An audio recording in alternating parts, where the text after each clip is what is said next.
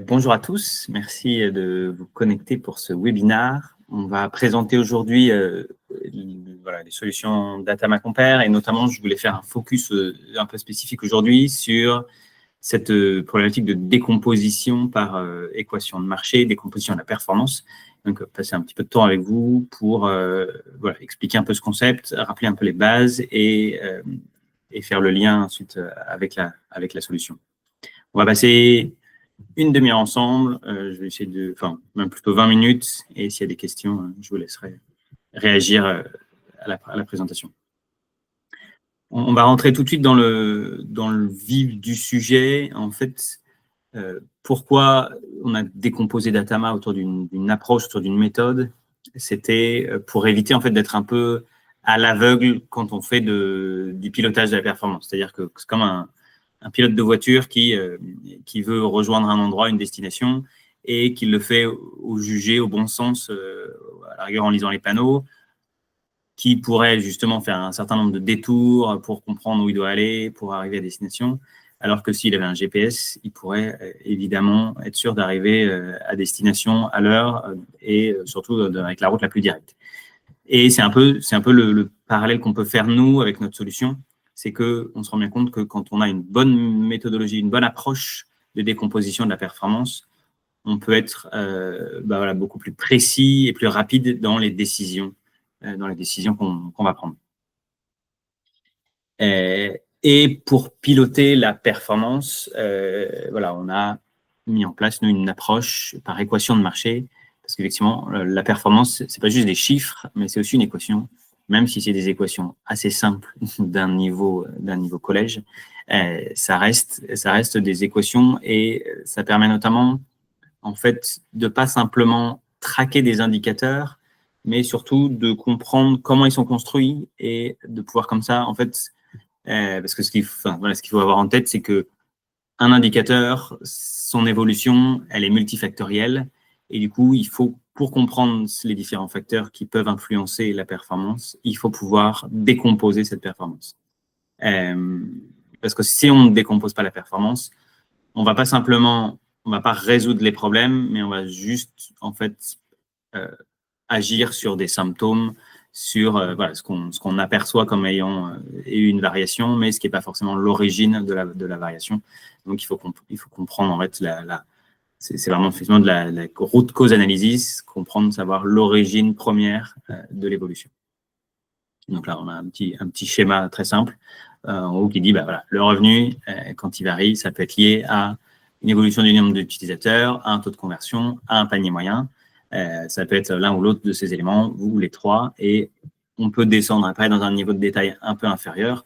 C'est vraiment le principe du decision tree pour arriver à comprendre, mon revenu, il a baissé, mais je peux agir plus finement si j'ai compris d'où vient la variation.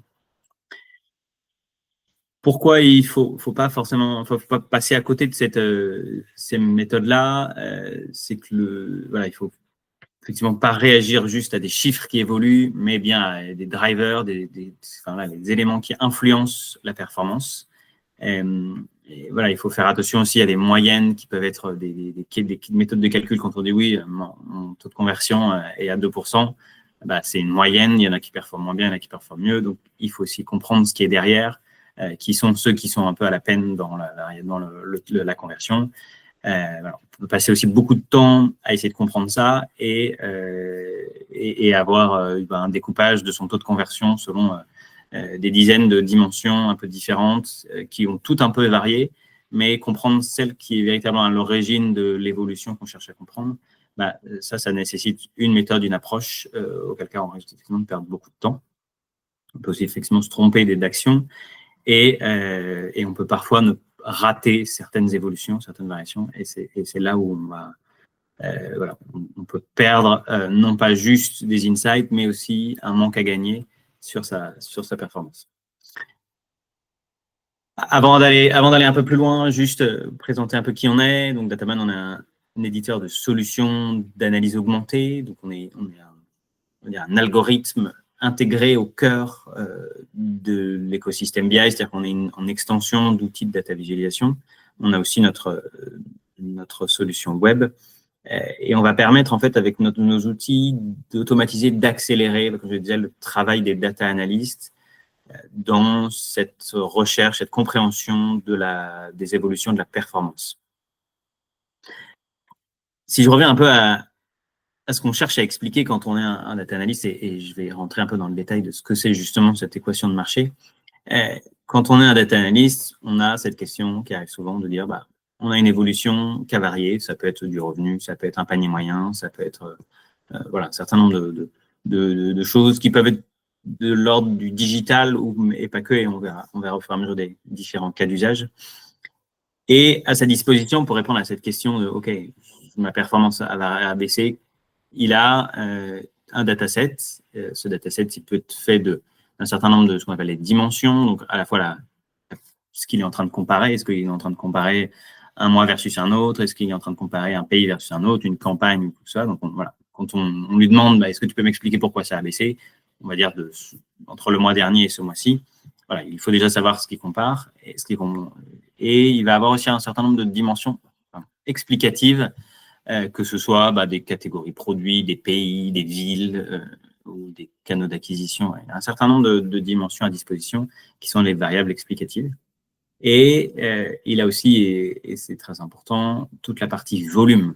C'est-à-dire, finalement, si je veux savoir pourquoi mon revenu a baissé, il faut déjà au moins que j'ai mon revenu dans mes volumes. Et là, c'est là où on va avoir en fait tous ces différents sous-indicateurs de pouvoir dire, mon revenu, c'est la décomposition peut-être d'un certain volume de personnes qui sont allées sur mon site, qui sont allées sur une page produit, qui ont fini par aller sur le panier, qui ont converti, etc. Ça va être la même chose pour un business beaucoup plus retail. On va dire, voilà, j'ai un certain nombre de gens qui sont rentrés dans mon magasin, certains ont acheté, ils ont acheté un certain nombre de produits par achat et il y a un prix moyen par item. Donc ça, c'est tous les volumes dont je vais me servir pour faire cette décomposition. Et c'est ça qu'on va utiliser. Si je reprends un exemple web sur ce tunnel de conversion pour comprendre comment est-ce qu'on passe du concret à la partie mathématique, à l'équation mathématique. Donc, pour ceux qui sont familiers d'un tunnel e-commerce, voilà, des utilisateurs qui génèrent un certain nombre de sessions, qui vont sur une page produit, qui vont au panier, qui génèrent un achat et ça me génère du revenu. On pourrait avoir plus d'étapes, on peut avoir moins d'étapes, c'est-à-dire qu'on peut vouloir plus ou moins de détails. On sait effectivement qu'au panier, quand on est sur toute la partie panier, il peut y avoir beaucoup d'étapes spécifiques qu'on pourrait vouloir détailler, ce qui sera tout à fait possible. Mais en l'occurrence là, j'ai une seule étape panier. Et en fait, ça va se décomposer assez facilement mathématiquement par cette équation qui me dit mon revenu, je cherche ma souris, parce que mon revenu est égal à un nombre de sessions fois un taux de personnes, enfin taux de sessions qui sont passées à la page produit, fois un nombre de gens qui étaient à la page produit qui sont passés au panier, fois un taux d'achat, fois un panier moyen. Ces éléments-là vont se simplifier, c'est-à-dire que si vous simplifiez session, product page, basket, purchase, vous retrouvez bien avec revenu égale revenu. Et donc, dans la mesure où toutes mes étapes ont bien un sens, où il y a bien un lien, où elles ont effectivement un lien avec le revenu, on va pouvoir construire cette équation et la simplifier, l'agrandir pour qu'elle puisse correspondre en fait à notre compréhension de la performance. Et là, on se rend bien compte que entre ce que je peux dire quand je dis mon revenu a baissé et là, ce que je peux dire quand je dis en fait, chacun de ces indicateurs peut avoir baissé et potentiellement va expliquer à lui tout seul la baisse que j'ai sur mon revenu. Je vais pouvoir être beaucoup plus précis sur mon explication et mes actions derrière. Quand je dis, effectivement, on voit que le revenu a baissé, mais en fait, c'est uniquement lié à la dernière étape de mon panier moyen a baissé. Et voilà, après, on va pouvoir rentrer dans le détail de ce panier moyen, mais déjà, c'est beaucoup plus précis que de dire mon revenu a baissé. Et donc, c'est comme ça qu'on va pouvoir en fait créer ces différentes sous-branches d'analyse de la performance en décomposant sa performance. On voyait cette équation très Web Analytics, très funnel. Il y en a d'autres, il y a d'autres cas d'usage qu'on peut voir. Voilà, sur de l'analyse d'email, on voit quel revenu j'ai généré par email, mais sinon sur de la partie très acquisition, quel revenu généré entre mon impression, le taux de clic, le coût par clic, le revenu par coût. Et pareil, on pourrait agrandir ou affiner un peu ces équations-là en disant ça m'a généré, chaque clic m'a généré un certain nombre de sessions, certaines sessions des transactions, etc. Et pareil, on évoquait tout à l'heure une analyse beaucoup plus retail, là c'est de la plus financière, de dire ma marge, c'est un volume de produits vendus fois un prix moyen fois un taux de marge. Là, on est complètement dans un business différent, mais finalement, on a décomposé pareil sa marge pour en faire quelque chose à plusieurs fenêtres pour pouvoir être plus précis quand je cherche à comprendre pourquoi ma marge a évolué. Mon DAF le boss demande au DAF pourquoi ça a baissé. C'est une manière dont il pourrait déjà découper sa performance pour avoir déjà 3 leviers différents d'explication plutôt que de. Voilà. Je vais partager un peu la solution dans Power BI. Je disais tout à l'heure que notre solution peut s'utiliser soit dans notre interface web, soit en extension de Power BI, ou d'autres outils comme Tableau, Looker, Click. Et donc, en l'occurrence, là, je voulais vous présenter ça dans Power BI. Et on va reprendre un peu l'exemple qu'on a vu à l'instant. J'ai un certain nombre de datasets. Donc, là, maintenant, ça va fonctionner. C'est que on peut récupérer sur la marketplace. Donc, vous avez sur AppSource, qui est la marketplace de Power BI, vous avez un certain nombre de visuels faits par des éditeurs. Et donc, Datama a plusieurs extensions disponibles qui sont des extensions certifiées par Microsoft, qui certifient que on se contraint à un certain nombre de règles, notamment le fait que aucune donnée ne nous soit partagée, il n'y a aucun accès vers l'extérieur. Et donc, il y a une stricte confidentialité de la donnée qui est utilisée avec notre extension. C'est-à-dire que tout ce qui se passe est fait uniquement dans Power BI. J'ai un dataset avec un certain nombre de colonnes, c'est du Google Analytics. On va retrouver en partie ce qu'on a vu tout à l'heure. J'ai des dates, parce qu'effectivement, je cherche à comparer entre 2 dates ce qui se passe. Et j'ai des variables explicatives, un device, le genre des personnes qui vont sur mon site, sur quel landing page ils sont arrivés, quel canal d'acquisition. Et j'ai des métriques, donc mes sessions, j'ai un nombre d'utilisateurs, un nombre d'achats, un nombre de gens qui étaient au panier et du revenu. J'essaie de les prendre un peu dans l'ordre, ça donnerait ça. Et donc, ce que Datama va permettre de faire, c'est d'essayer de comprendre cette variation. Donc, au début, j'ai un revenu qui a évolué. Donc, j'ai moins 28% de revenus. Donc là, on a déjà notre macro KPI. Mais maintenant, si on veut décomposer cette performance, je vais pouvoir faire un peu différentes associations de métriques pour créer cette équation de marché. Donc, je peux dire, OK, j'ai déjà des sessions, un revenu par session. Alors, déjà, ça me permet de voir que mon moins 28%, il est lié un peu au revenu par session et un peu au nombre de sessions. Donc, ce n'est pas juste un volume d'utilisateurs qui a varié, mais c'est déjà plus un mix un peu des deux.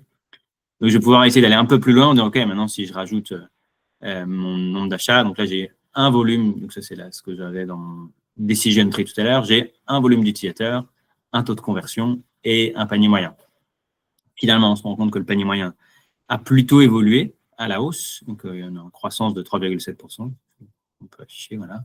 Les gens achetaient 184 € l'année dernière et cette année, c'est 190 €, donc plutôt en croissance. En revanche, il y a un driver négatif qui se dessine particulièrement, c'est le taux de conversion qui baisse de 21%.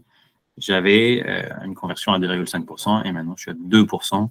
Et donc ça m'explique moins 9 000 € sur ma performance, sur mon revenu. Je peux ajouter pareil cette étape au panier qui va changer un tout petit peu, qui va ajouter une précision potentiellement, à savoir où est-ce que les gens sortent. Est-ce que c'est plutôt parce que les gens ne vont pas au panier ou est-ce que c'est parce que les gens ne poursuivent pas une fois qu'ils sont sur le panier? Et en l'occurrence, là, on voit que les gens ne vont pas au panier. C'est-à-dire qu'entre le nombre les gens qui étaient sur les sessions et les gens qui sont allés au panier, c'est là où j'ai moins 21%. Alors que une fois que les gens sont sur le panier, ils ont plutôt tendance à acheter un tout petit peu plus, c'est assez proche de ce qu'on avait l'année dernière, mais ça reste positif. Donc, l'analyse déjà permet de, au fur et à mesure, comprendre un petit peu ce qui se passe en termes de conversion et pourquoi la performance a varié. Ensuite, une fois que j'ai cette équation qui s'est construite comme ça, je peux vouloir aller mettre des variables explicatives en disant, bon, là, j'en ai 4, je pourrais en avoir beaucoup plus. Mais je veux dire, bah, est-ce que c'est un canal d'acquisition qui a moins performé, qui est moins allé au panier? Est-ce que c'est plutôt les hommes ou les femmes qui ont moins fonctionné, moins varié? Est-ce que c'est un device particulier? Voilà. Ceux qui ont l'habitude des Google Analytics connaissent un peu les dimensions qu'on peut avoir dessus.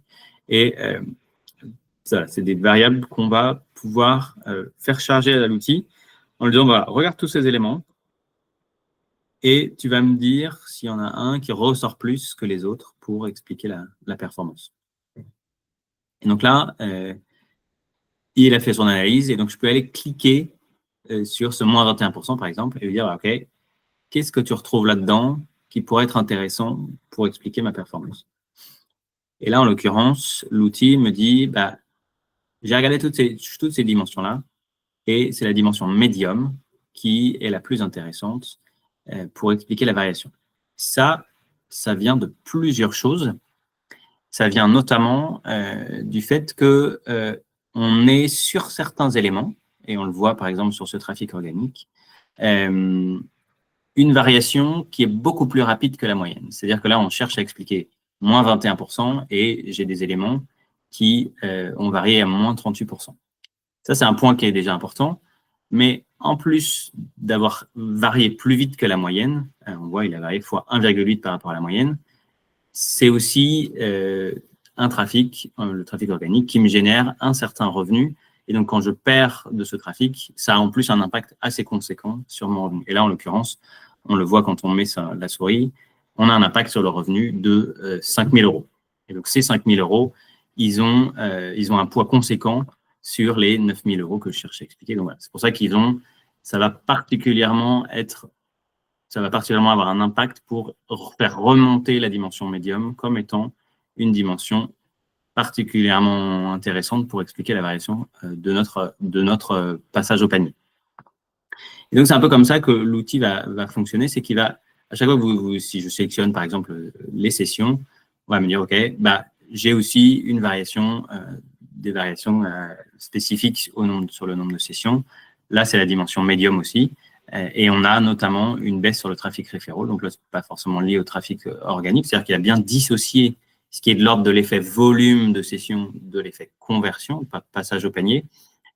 Et donc, là, j'ai certes un effet volume, mais ce n'est pas un effet, c'est pas ça qui on reprend pas le référent en disant, ah oui, mais le référent a baissé, donc est-ce que au niveau de la conversion, comment ça a forcément un impact sur le revenu de ma conversion parce que j'ai moins de personnes, etc. Donc, c'est bien à cette étape-là qu'on va avoir notre effet volume et l'étape checkout par session va uniquement porter le poids de la conversion qui a baissé. Et donc, ce que vous pouvez refaire sur chacune des étapes, c'est de comprendre en fait à quel point ils ont un intérêt pour expliquer la variation. Donc là, on a sorti Medium, mais landing page en fait n'est pas très loin pour expliquer cette variation. Après, on a device catégorie, gender. Donc, ce qu'il faut comprendre, c'est que si je prends gender par exemple, en fait, on considère qu'il a peu d'intérêt, soit parce qu'en fait, j'ai un des éléments, soit les éléments ont en fait varié plutôt comme la moyenne, c'est-à-dire que effectivement, là, je cherche à expliquer 12%, j'en ai un qui varie à moins 15%, l'autre à moins 4,2%. Bon, c'est certes assez différent, mais c'est pas si éloigné que ça de la moyenne. Et c'est surtout que je peux avoir un des éléments qui représente un poids beaucoup plus fort au total. C'est-à-dire que si 99% des hommes qui viennent sur mon site sont des hommes, finalement, quand ils baissent, de toute façon, ils emportent un peu la moyenne avec eux. Et donc, c'est pas si influent que ça c'est pas ça qui va vraiment accompagner la baisse, puisqu'en fait, quand ils baissent comme la moyenne. Et donc, ce que nous, on cherche à savoir, c'est les éléments qui ont un poids important, mais qui surtout ont varié beaucoup plus vite que la moyenne. Et donc, c'est comme ça qu'on va pouvoir, en fait, faire une analyse qui va permettre toutes les semaines, tous les mois, de comprendre sa performance. Et donc, pour revenir un peu à ce que je disais, d'avoir ce GPS de sa compréhension de sa performance beaucoup plus précisément que quand je dis simplement mon revenu, effectivement, a varié de moins 28%. Et maintenant, je vais devoir me couper les cheveux en 4 pour savoir d'où ça vient. Là, on a en fait, en quelques clics, une analyse qui tourne et qui me dit déjà assez précisément ce que je dois faire, là où il y a eu un problème et qui je dois aller contacter en disant attends, là, il faut qu'on fasse un effort. On a effectivement un problème sur le trafic organique, les gens ne rentrent plus au panier et le trafic référent a aussi beaucoup baissé. Est-ce que c'est un problème, etc. Donc voilà, on a cette explication aussi qu'on peut intégrer dans Power BI et dans les autres plateformes, sur lesquelles on a une lecture un peu pour faciliter la compréhension. Il se peut très bien que, d'ailleurs, Datama dise dans les commentaires, attention, on n'a pas, dans les dimensions que vous avez mis en place, on n'a pas d'explication de la performance. C'est-à-dire qu'il n'y a rien de très intéressant dans les dimensions qui viendra expliquer la performance. Voilà, essaye de voir si tu ne trouves pas mieux, si tu n'as pas d'autres dimensions plus pertinentes pour expliquer cette variation. Donc, c'est là où ça va être le travail du data analyst, d'aller se dire, OK, effectivement, peut-être que je pourrais ajouter des catégories produits ou d'autres éléments, la taille de l'écran ou le browser ou que sais-je, qui sont peut-être aussi intéressants pour expliquer ce qu'on cherche à comprendre. Après, il peut y avoir aussi des éléments qui ne sont pas dans Google Analytics. Et donc là, ça va être aussi un gros travail d'aller potentiellement croiser des données en disant est-ce que mon concurrent n'a pas fait augmenter ses prix ou n'a pas baissé ses prix à ce moment-là? Est-ce que c'est pas les vacances? Est-ce qu'il n'y a pas un Black Friday? Est-ce que on peut ajouter un certain nombre d'événements. Tant qu'on a une colonne avec ces éléments-là, Datama va s'en servir pour dire est-ce que c'est mieux quand il y a cet élément ou c'est moins bien? Et il va tout de suite vous dire effectivement, ça semble beaucoup plus performant quand on est en Black Friday. Donc, je te remonte Black Friday comme étant l'élément qui explique que d'un coup, tu as beaucoup plus de sessions ce jour-là. Donc, c'est un gros travail après, derrière, du data analyst, d'aller discuter et comprendre quelles sont toutes les colonnes que je dois créer pour que demain, quel que soit le scénario, en fait, j'ai la bonne colonne qui vienne expliquer la situation. Et au pire, s'il n'y a aucune colonne qui vient expliquer, l'outil vous le dira en disant ça baisse, mais va chercher ailleurs, il n'y a rien de très, très intéressant. Donc, voilà un peu, je voulais accentuer aujourd'hui l'effet un peu de décomposition de la performance. Là, on l'a vu sur un scénario digital. Je vais pas forcément avoir le temps là d'aller dans d'autres cas d'usage, mais comme je le disais tout à l'heure, on peut, avec cette méthode, approcher des cas d'usage beaucoup plus acquisition ou parfois plus finance. Donc, on a des clients un peu sur ces différents secteurs, que ce soit des gens qui travaillent sur l'analyse de magasins ou des analyses plus financières, très retail pour comprendre comment ça performe quand je suis en promo, quand je suis pas en promo. Ou alors sur de l'acquisition très web entre du TikTok, du Facebook, etc. Comment est-ce que je dois agir et interpréter ma performance. S'il y en a qui ont des questions, alors je ne sais pas à quel point vous pouvez utiliser le chat pour poser des questions, mais si vous y arrivez, n'hésitez pas. Et sinon, n'hésitez pas à me contacter derrière pour qu'on puisse répondre à vos questions. En tout cas, merci de votre présence, merci de votre attention et on reste disponible dès que vous avez besoin pour répondre à vos questions.